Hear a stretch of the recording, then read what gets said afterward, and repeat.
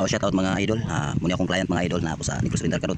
So mga idol, ang iyahang kuan, ang concern ni ma'am is kani iyahang ginawaan. So duol ni dughan mga idol. Munang kinahanglan jud siya nga therapy. Subayon jud ng mga angay subayon mga idol. So mga idol kaning niya nga content para ni sa pwede sa panimalay, pwede pud sa kakuha mo gamay mga idea. So kani si ma'am dugay-dugay ni siya nga murag mo quote. Paminaw walay kondisyon sa trabaho, stress.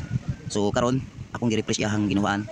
Basta mga ribs kilid-kilid. So kita mo ning iyang likod nga napuro din siya panuhot mga idol. So mo ni siya mga idol. Ako ni siyang gi-nerve therapy, gi-skip na ako medyo mga idol. Kitaas man kayo actually 1 hour ni kapin sa mga masahista diyan. Kinahanglan jud siya nga i-session og maayo, lalay lang pagduot. Dayon siyempre connect sa customer alalay wad ay di pwede pasakitag maayo.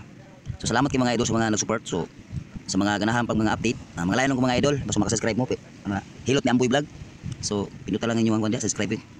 Walay bayad na mga idol. So ang option na ni is kung ganahan mo follow, nara. Salamat.